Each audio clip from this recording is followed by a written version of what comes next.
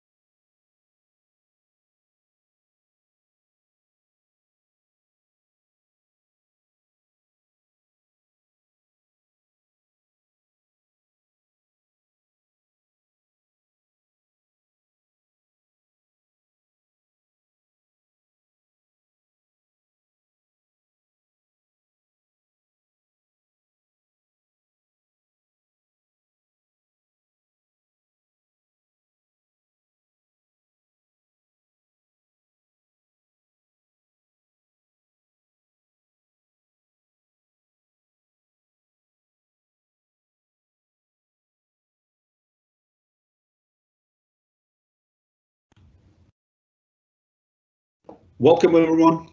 Thanks for joining us and thanks for being part of our community. My name is Valon Kalika and I'll be your host for today. A few reminders before we start. If you have issues viewing the stream at any time during the presentation and you're using the web browser version of Teams, you can refresh your browser. If you're using the desktop app of Teams, please exit and rejoin. Please note that this webinar is being recorded and it will be publicly shared. We will post the recording on our community at aka.ms/security-webinars. Closed captions in several languages are available during the live broadcast, and you can enable them by clicking on the CC button located at the lower right corner of your screen.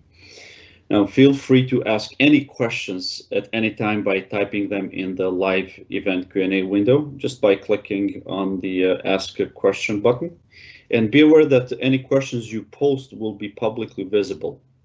However, if you prefer, you can post your question anonymously by checking the box right below where you enter it. Now, we often get many questions on these webinars, and we will do our best to respond to all of them in real time. However, in the event, if the answer was not provided, or if you may have additional questions post this event, please don't hesitate to raise them on our Azure Sentinel forum at aka.ms/Azure Sentinel community. If you're listening to this after the fact as a recording, that's also a great place to ask a question. We'd love to hear your feedback on how we can improve these webinars, and you can do so at aka.ms/security-webinar-feedback. I would like also to invite you to join our public community by visiting aka.ms/security-community. That's the best way to ensure you don't miss any future webinars or major announcements. Now, in our community, you can speak directly to our engineering teams that create our security products. You'll be able to influence our product designs and get early access to changes by doing things like participating in private previews, which you can sign up for at aka.ms/securityprp. You can request features, give feedback, review our product roadmaps, register for events, or join webinars like this. We believe that the best way to improve our products is simply by removing any barriers between you and the people that create them. So we hope you'll join us. In today's session, Tiander Turpin will guide us through Azure Notebooks fundamentals. Tiander is a senior program manager with our Azure Sentinel team. And without further ado, I will turn it over to him. Tiander, the floor is yours. Thank you, Valen. Thank you so much. And everyone on the call, appreciating you joining this call. So good morning, good afternoon, good evening, depending on where you are.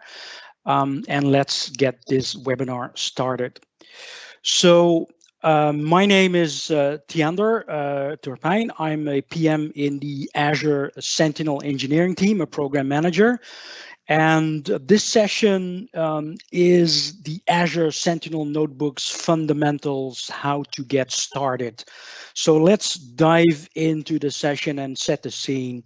So in today's session, we're going to talk about how to get started with Azure Sentinel Notebooks. It's intended as a primer session to establish fundamentals, fundamental to go forward, and it's also a kickoff to a series of notebook sessions where this is the first one to get started, and then we will build it up in terms of complexity and more use cases that we are going to cover. So the intention of this session is to get quickly started, to show you some use cases, and in case you've never worked with notebooks, I welcome you to this session, but also if you already are familiar with Jupyter Notebooks, of course, welcome to join and to sit in how we are using Jupyter Notebooks in Azure Sentinel today. So just to get everyone on the same page, if you've never heard of Jupyter Notebooks, Azure Notebooks is the term that we're using in Azure, but basically it's Jupyter, which is based, where the notebook is based on. So what is it? It's a open source application, a web application that is very strong in the data science area. And it allows you to kind of mix and match live code with narrative text, visualizations, and really awesome way of providing insights, and at the same time guiding your SOC analyst through triaging, investigation, and of course hunting. So Jupyter is based on the scripting languages Julia, Python, and R, hence the name Jupyter. Now, if we look at the usage of Jupyter Notebooks, when do you typically use it? And this is in the context of Azure Sentinel, right? So there are a lot of data scientists kind of use cases. But if I scope it to Sentinel, when you triage an incident in the portal, in the Sentinel portal, and you come to an end in terms of triaging and maybe investigations, that is a kind of a signal that notebooks are potentially going to provide you a step further. Also, when you are using automation like Azure Logic Apps, playbooks in Sentinel, or you're using the Sentinel automation rules, and you need to look for a needle in the haystack, that's obviously something that Jupyter Notebooks are very strong at. Also, when you are doing triaging and you pivot over to the search capability of Sentinel, and you are using our KQL, our query language, and it is not providing you an answer on your question or what it is that you're after, that's also kind of a good use case for notebooks. Now, initially, when we started with Jupyter notebooks and notebooks in general, it's typically not meant for the SOC analyst to triage incidents.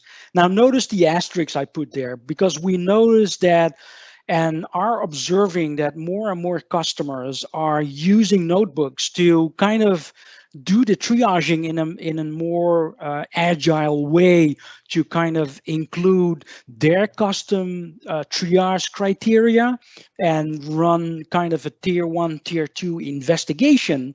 So what we are seeing here is that the landscape is shifting towards using notebooks for the triaging and maybe tier 1 tier 2 instead of only for the hunting team who are maybe very familiar with notebooks and use that specifically to find that needle in the haystack.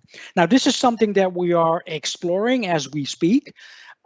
So we're kind of looking at how could we kind of bridge the gap between the tier 1 SOC analyst who is triaging and using Jupyter notebooks. So let's dive in a little bit more into when you would use a Jupyter notebook, an Azure Sentinel notebook. When the investigation becomes more complex, right? So you have artifacts, you have entities, you have searches, you have kind of going back and forward in the portal, which becomes more complex really fast. And you have so many details that you need to go through. And there's another use case that that a customer of mine was looking into. They are running a SOC 24/7. And when they need to hand it over to the next SOC analyst on the next shift, they wanted to have the investigations and the results kind of persistent to hand it over to the next analyst saying, hey, this is what we already investigated and discovered. And this is where I left off. So can you take over? So that's also an excellent use case for notebooks because it saves the output and you can actually share the notebooks across your SOC analyst. Another thing that we are seeing, another need is when you are looking for joining external data. It could be enriching your incident or the alert, but also maybe you have in an HR database, which is kind of contains sensitive data, right? PII data, which you typically don't want to store in the workspace due to the sensitivity or due to the costs because you already have that database running. So you could use the external data operator that we support in KQL, but it makes it really easy for a notebook to reach out, grab the data that you need and pull it in, which is also part of enrichment.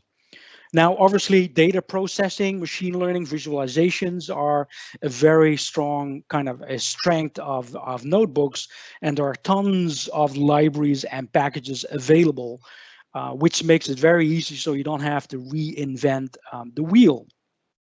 Now, what are the options for running notebooks? Obviously, the most integrated and the most recommended in the scope of Azure Sentinel would be Azure Sentinel because we are now fully integrated with the experience.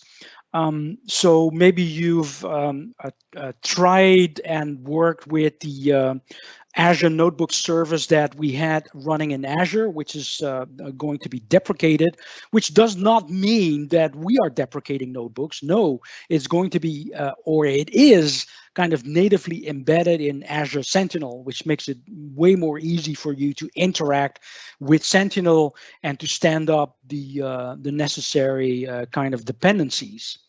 A second option, which is very nice, is you can run it in VS Code, in Visual Studio Code.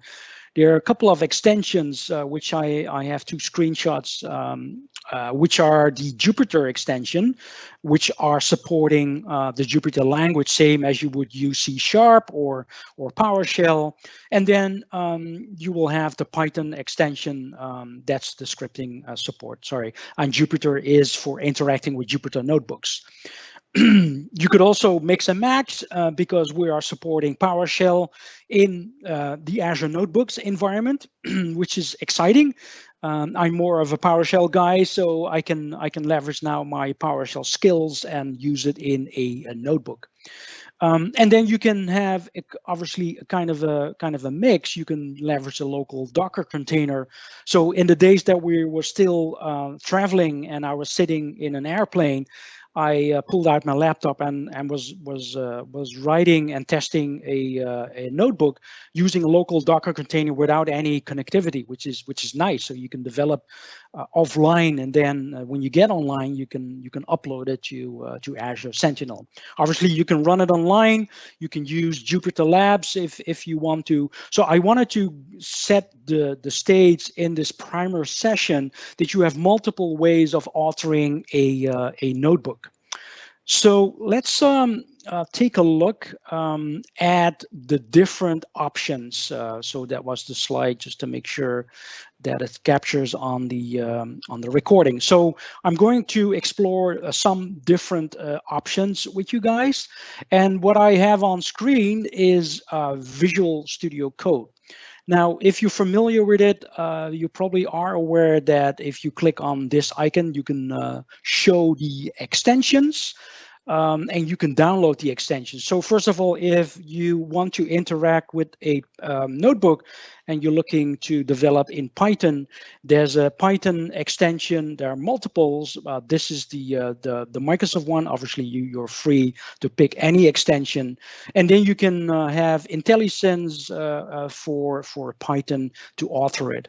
And then if you've downloaded that, you can look at the Jupyter, if I could type, the Jupyter extension, which is this one.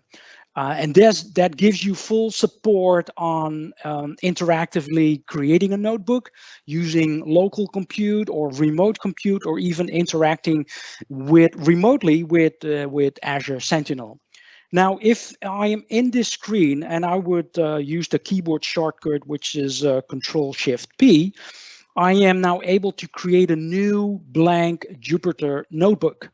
So when I'm going to start this, it is setting up an environment for me. So it could set up a local environment for me, or in this case, you could also connect to a local Jupyter server, which I have running a Docker container, or you could replace this by the ML compute, the machine learning compute in Azure Sentinel. So you can remote access those notebooks and then author them and test drive them. So this is just regular Jupyter, regular Python. So I can do this. You can see IntelliSense kicking in here. And I can say, hey, what's your name? And then I'm printing it out. So I can say, hello, and then add my variable here, name. So again, same shortcut. So I can do Shift Enter, or I can click on this, and this will prompt me. I'm putting in my name, and then it's going to output my name. So this is one option, and I can go nuts and continue this. Now, this is connecting to my local Jupyter server, right? So I can also pull up my local kind of server and interact directly with this.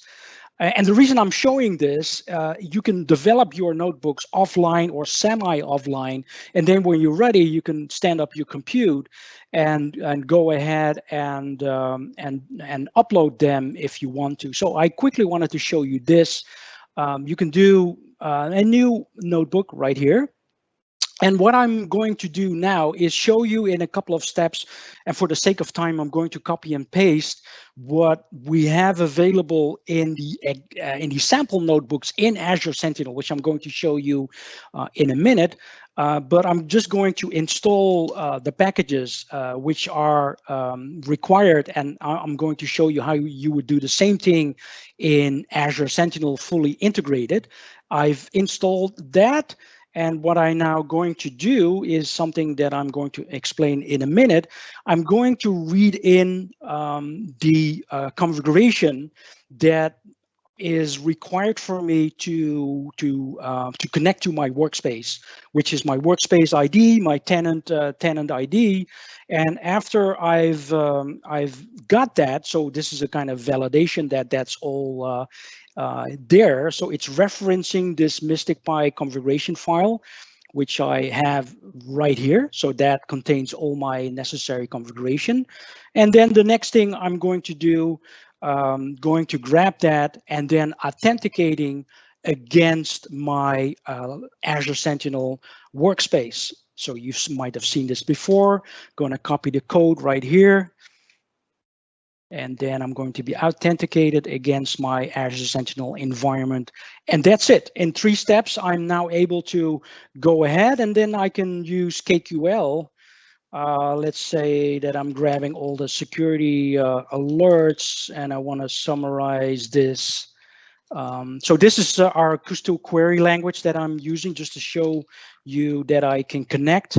Going to execute that, and it's going to give me kind of insights in how many alerts do I have, and obviously I can get more details on a security incident. So let me grab just one for the sake of the demo, and then it will go ahead, take my security incident, and it shows me kind of the information of the details of my security incident. Now, this is the information that I can go ahead and work with. Now, this is how you do it kind of semi-offline. So obviously I'm connected to the workspace, so you need connectivity here. But I just wanted to show you the 2 options that are available. Now, let's get back to the slide so we can prepare how we are doing that in Azure Sentinel. Now, first of all, there's a setup and a configuration required in Azure Sentinel, because what we typically do in Azure Sentinel is we are leveraging machine learning compute. So let me show you this in a couple of screenshots just to save some time, because I want to share some exciting demos with you. So how do you configure it? Now, when you are in the Azure Sentinel environment, so this is the Sentinel overview page, there's a notebooks kind of section in there. If you click on that, it's currently in preview. You have the capability to look at all the notebooks that we are providing you out of the box. I will show you that in the demo in a second. And what you typically do is you click on Launch Notebook. And that will provide you or bring you to the capability to create that specific workspace so that we can host the compute in there. So the Getting Started Guide for Azure Sentinel ML Notebooks is an awesome notebook because it will give you getting started steps. So if you want to look up that after the webinar and to see how you can get it up and running, this would be the great notebook to get started with. So you are going to create a new Azure ML workspace. So you click on Create New, and then you have the typical kind of fields that you need to fill in: your subscription, an existing or a new resource group. You give it a workspace name, and then a region, and etc. So you fill it in, you create the workspace, and then when the workspace is created, you are going to launch the workspace. Now, the second step is that you are going to create a compute instance. Now, when you open up Sentinel, and I will show you this where this exactly is in a second, you need to click on the plus sign because you don't have any compute running. So you want to add a compute. You click on the plus sign, and that brings you in the selection of the VM properties. So you're going to select your VM in here, your region, your size, and typically what I would recommend if you're just starting to develop and test drive notebooks, just pick the first one, the DS2. That will save you some money. And what I typically recommend my customers to do is use the auto shutdown function, so you can shut it down on a schedule, so you don't leave it running overnight just to save additional cost. Then when you are in the compute instance properties, notice here that enable SSA access is part of that. And if you want to do remote authoring and you want to connect Visual Studio Code, this is something that you need to configure. Select the slider and provide your public private key pair so that you can then remote into this compute instance. So you don't have to log into the Azure portal, you just use VS Code and then you can connect to this environment and go ahead and test drive. You can run notebooks, you can author them, test them, just for the sake of that you don't need the Azure portal for that. And then you will see that the compute is going to be created, and shortly after that it is created. So that gives you the opportunity to start actually the Jupyter kernel. So you can see that we have multiple kernels available. I mentioned PowerShell. PowerShell is also available in here as a .NET kernel that you can leverage. So you click on Start Jupyter Kernel, and then it's launching that kernel. And in a couple of minutes, you have your workspace and your ML compute up and running, and you can start your Sentinel journey. Now, this is the configuration file, the Mystic config YAML file, and don't worry about the sensitive information. I just put bogus information in there. So what you need to do, and this is actually part of the getting started, we will automatically create this file for you and ask for sensitive input like the workspace ID, the tenant ID. And let me emphasize, because I had a customer asking about this, you saw me authenticating against Azure, right? So there will always be hopefully a multi-factor authentication cycle in here where you click on it. So only with this you will not get access to the workspace, but obviously this is data that you want to kind of shield, and therefore maybe you want to store it in a key vault, which is also supported by Azure Sentinel if you are configuring those secrets in there. But this is typically the setup. I'm showing this specifically because we always get questions on, hey, how do you connect to the workspace? Where do you get the information from? Well, it's part of the Mystic Pi config YAML file, and we are just reading that in, so you can store it in a safe place and don't have to show it as I'm doing now in public. So it will be kind of read in, and it is kind of used to build the initial connection. Now let's go ahead and take a look at how does it work in Azure Sentinel. Now let me pivot over to my Azure Sentinel environment. So this is my Azure Sentinel environment. So as you probably know it and are using it on a daily basis. And here's the notebook preview I just talked about. When you click on it, you can see the templates that we have out there. So you can see all the notebooks that we have here. You can see here that we added versions, updates, when is it updated. And if you want to follow along or use an RSS feed or making sure that that you are up to date with what we have, I recommend you to go to our GitHub page, Azure, and then Azure Sentinel. And that GitHub page, if I can type, which I can't, I have it open somewhere here, which is here. This contains Azure-Sentinel. This contains also playbooks, detections, but also our notebooks. So if you click on this, you will get all the notebooks.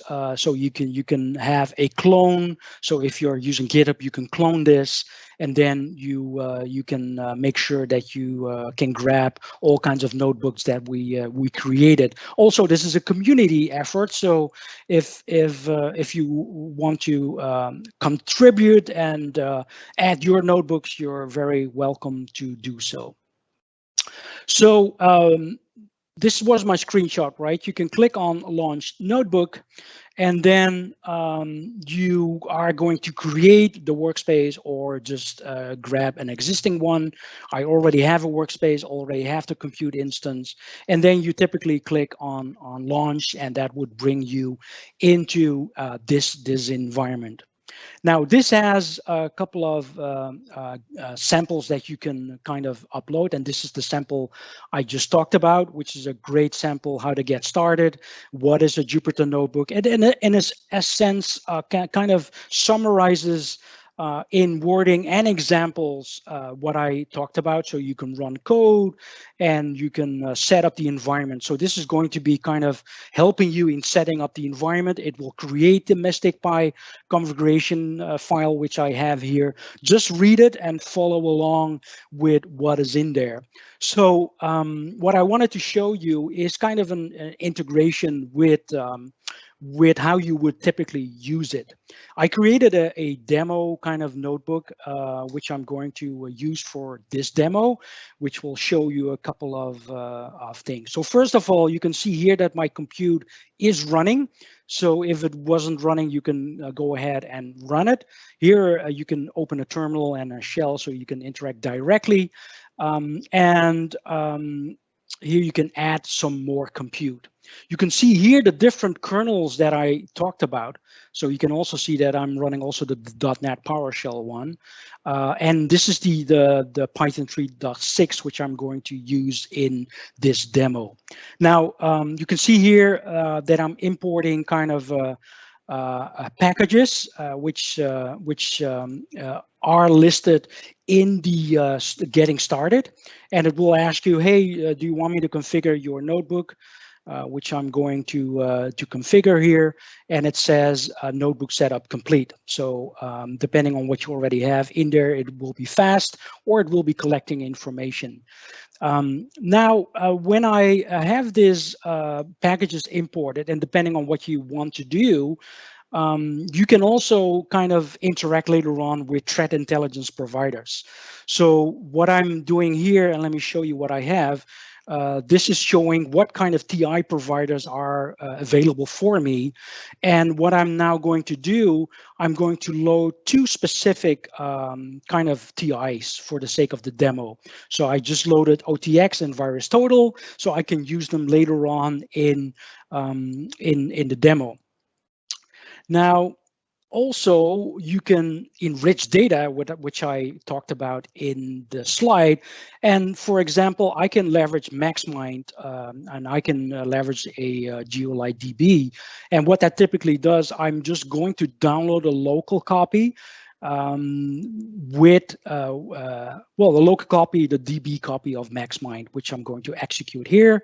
And then if it doesn't exist, it will be created for you, so you have it. Now that I've set up all the dependencies, I'm going to connect or set up the configuration for connecting with the Sentinel workspace. So this is actually going to validate my Mystic Pi configuration YAML to see if I have all the information available. And now I'm going to kind of initialize the query provider so I can query against the workspace. And this is the piece I just talked about, right? We will always ask you to authenticate. So I'm going to copy this, click on this link, and paste the code in here. And that would typically log me into the Azure portal. So, and this is where we are. I have the schema available right here. So now I can actually start my investigation. Now, as I mentioned, I wanted to kind of build a bridge, cross the gap with the SOC analyst. So later on in the series to follow, I'm going to talk about a little bit how you could do hunting and additional stuff. And we do have great folks from the product group also attending and listening in. So feel free to ask questions and maybe suggest topics that we could do with the series that we're having.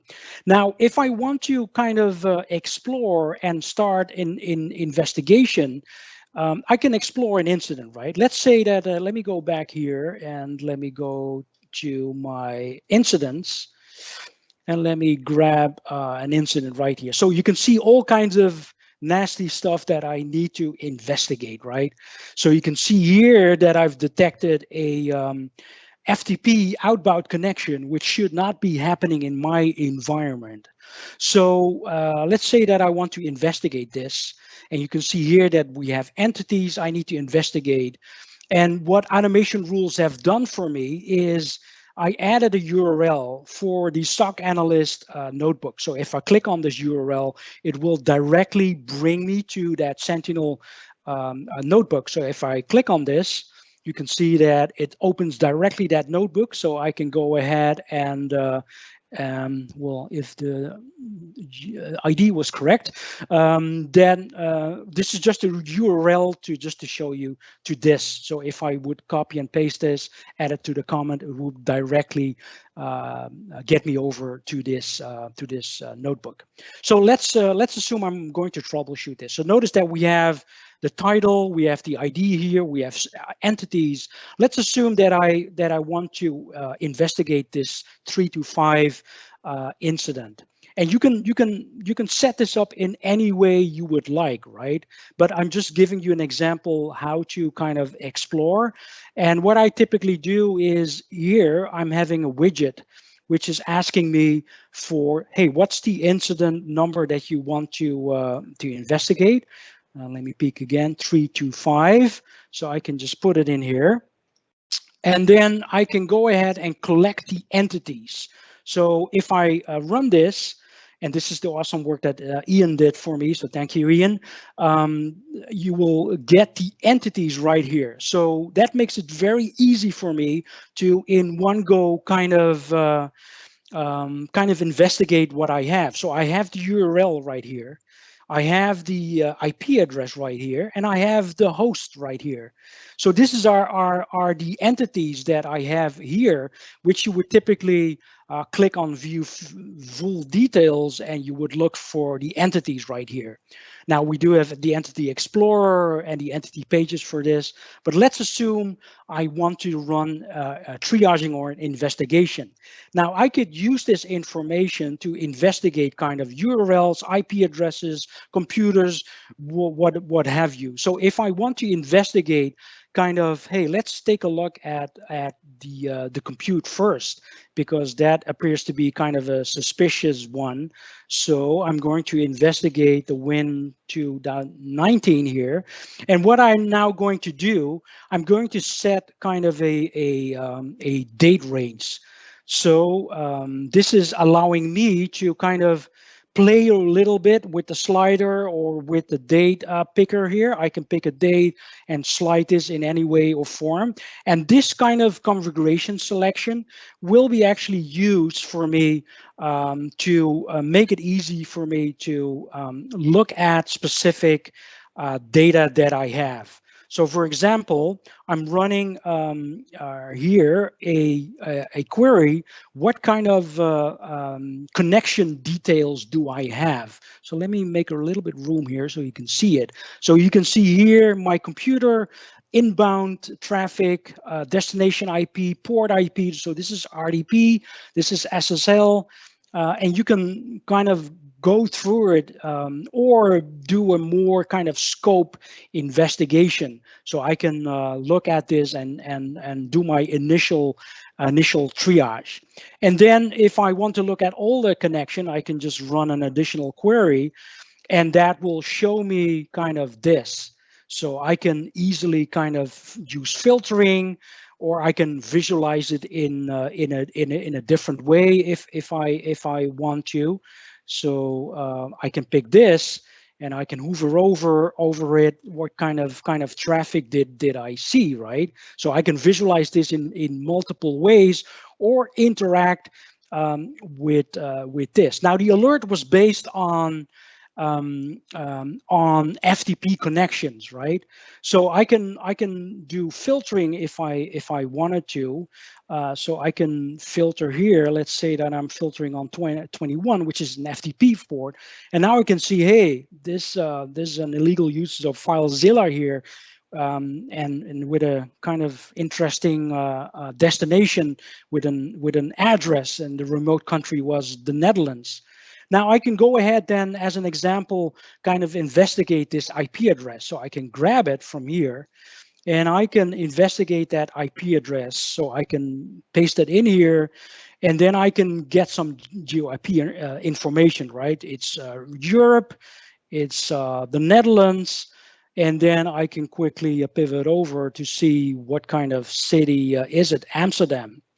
So I can do kind of really quick investigations on the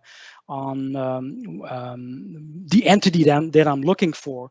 Now I can use also search across my threat intelligence providers, right? So I can search for if I have a specific entity, so my IP address. And then OTX and VirusTotal is going to give me kind of messages on the reputation, but I notice here that this URL was used, this destination. So let's take a look what this brings me. So if I run this again, I'm going to use this and submit it. I can see, whoa, hold on. Let me run this one more time. Oh, this is an IP address. I filtered it. So let's use this. This was what I wanted to do. So it's queued to run. And then I'm able to kind of look through it and give me kind of a result set back. Now, while this is running, let me show what I'm doing here. And it should give me in a minute back kind of information. Now I can build this SOC analyst. Let me revisit this in a minute. I can put a bunch of all kinds of investigation analyst kind of actions in here. So a customer of mine was asking, hey, I have an incident, which is so if I go back to here to my incident, I have a PowerShell kind of suspicious process executed right here. So that was using PowerShell, or it was another incident. So let's assume that I'm investigating kind of PowerShell. So let me show you this. This is quickly allowing you to reveal kind of an encoded command. So if I grab this and I run it, and I'm just pasting in that command. So let me take a look what's going on here. I'm going to restart the kernel here. So sometimes this this happens.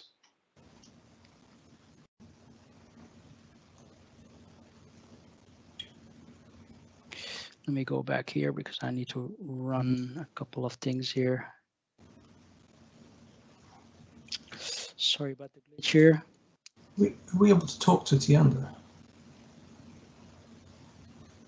Sorry, what was that? Well, Tiander, it's Ian. Hi, Ian.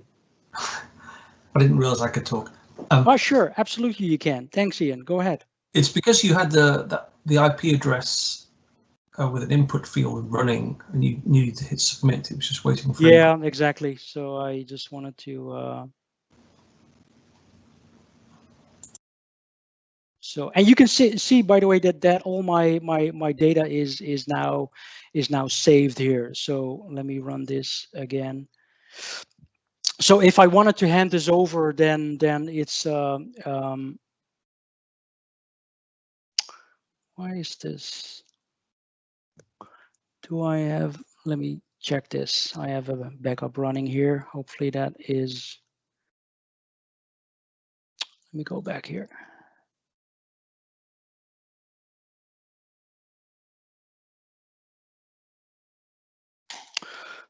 So let me interrupt the kernel and restart it. Just for the sake of that, I can continue my demo.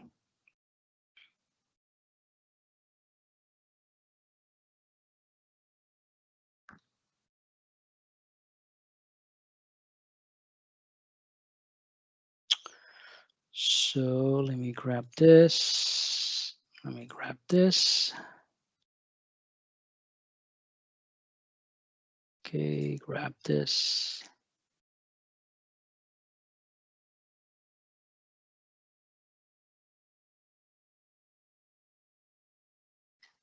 So let me authenticate.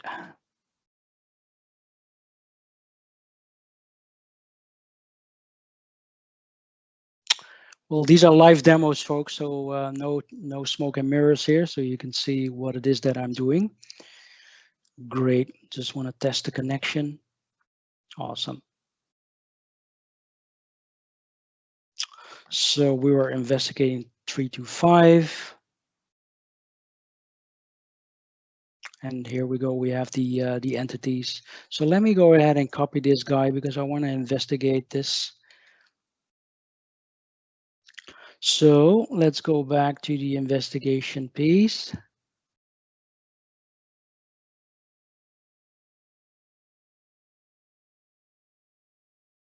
So let's investigate this destination. So this is what I was afraid of. So OTX identified this as something I definitely should be looking into. So you can see the references, virus total information that is kind of a clear signal for me as a tier 1 analyst. I should definitely escalate this to the second tier. Now, I showed you the PowerShell. Wanted to show you this as well. So I want to make sure that I complete this demo. So if you are looking for revealing kind of an encoded command here, you can see here that this was obviously I was simulating this, but that some malware download attempt was made, or it was successful, and it was hiding kind of masking it by using encoding. So this is a kind of what you can do, and we can run kind of account investigations as well. So you can see here that this entity was also in an attack involved. So if I grab this this user and I want to investigate that more, then I'm able to kind of run an investigation as well. So I want to kind of get more kind of confidence on what the depth of the breadth of that attack is, so I can quickly look at more relations. So I'm now investigating an account. I added an account name. I'm just grabbing the 18 so we can have a good investigation. And what this actually does for me is showcasing kind of where this does this account also appear in. So you can see here that sign-in logs make sense, audit logs, but there are a couple of audit logs, behavior analytics. Maybe I should look into that. Now, this is kind of an example on how you can look for kind of entities. You can also kind of search entities across the workspace, which is a powerful exercise as well. Because if I look back at this kind of entity that I want to investigate, and let me scroll back here, and I just want to look for what kind of entity am I looking for, and where did it appear? So if I use this and use the time picker as well to kind of making sure I put that in my investigation, then I can run a couple of queries to show me, hey, where did that entity also appeared? So it appears in my connection, security alert, device. So if this entity was also used in my firewall, that was mentioned in my firewall, or he was using something else, I can use an IP address or any search string that would show up. So I can build evidence and look into kind of the depth and the breadth of where did I see this specific entity. I could paste in the IP address or the compute, the Windows server. So this I hope this was a kind of a teaser for everyone to kind of sign up for the series that we're going to present and deliver. And this is hopefully giving you also a quick start on how to get up and running. So let's get back to the slides.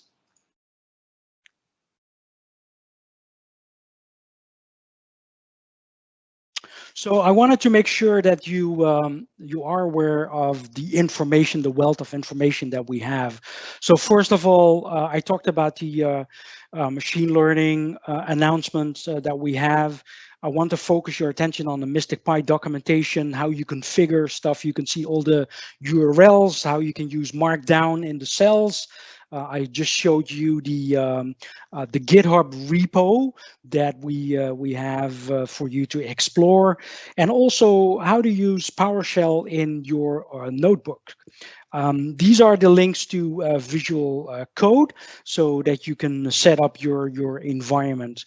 And so before I hand it over back to Valon, I just wanted to make sure I show you, because we have some time, show you kind of the PowerShell one, because that's something I'm pretty excited about. So this you can see here that I'm selecting the .NET PowerShell, right? So let me see. I think I ran this. So let me.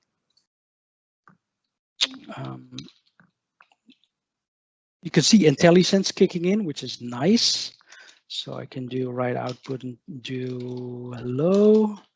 Let's see if I run this. Well, this works like a charm. So what I can do now, I can just do any. So get process, and you can see that I'm getting IntelliSense, which is making me very happy from a PowerShell perspective. Run it, I can get all my processes running, and I can use my PowerShell skills to hunt too. So I can leverage hunting with PowerShell, which is awesome, because I know guys out there, the public, guys and girls, that you loving PowerShell as well. So you can see quickly that I can run any PowerShell commandlet here against my workspace if I wanted to. So with that, let me go back to the slideshow, and thank you for joining and attending. And I hope that we had a bunch of questions in the chat and also being answered. So I want to give it back to Valon and close it up, and maybe we have some interesting questions that we can answer. We have the product group here as well. So back to you, Valon. Thank you, Chandler. This was indeed a great session, and I'm already looking forward to the series we talked just before the call. So this is a chance for the community also to provide their feedback and perhaps maybe tailor and give show how they would like to see the series going. And you can do so on providing your feedback at the webinar feedback link that I just posted out there. That would be great. And most of the questions, in fact, all of the questions were answered already. I'm just going to sync up here quickly with Chris just to see if he has anything from his side, and then we can wrap it up here quickly. Chris, anything? Yeah, thanks, Valon. One question that I think we should add some color to is, hey, in which situation should we use playbooks versus notebooks to handle incident investigations? And also, is there a way to estimate the cost? That's a good question there. That's a very good question. So the compute costs are kind of similar on using a regular Azure VM. Now it's not a regular Azure VM, but you can see in the selection when you create the actual compute what kind of the costs are of running the compute per minute. So there's no cost associated with running the notebook. There are costs associated with running the ML compute. So you can also define a Azure budget for this, and making sure that you track the costs of running a compute ML, and that you can get reporting and insights what the costs are. If you are looking at kind of what is the difference between notebooks and playbooks, or logic apps playbooks to be more specific, it is our SOAR capability. So when you are using a playbook, you are running an automation to do stuff, right? You are interacting maybe with the incident, or grabbing kind of information, which does have kind of an overlap between notebooks if you take it to scope it to enrichment, but playbooks are mostly targeted where I see them most efficiently in kind of making sure that a user which might be compromised, that you lock the account, or force MFA, or disable that account, or those kinds of actions. I can see that more in playbooks. We are trying to bridge the gap, as I said in the introduction, to get this more into the SOC analyst triaging world, where you would typically now use automation rules and playbooks for, which has its place. But as you can see, with notebooks, I have the result immediately.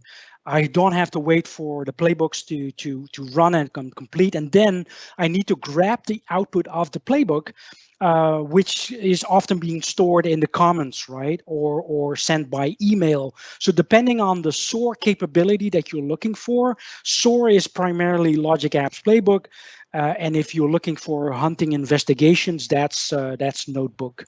I hope that clarifies the question a bit. Awesome. Thank you, Tiana. A lot of insights there.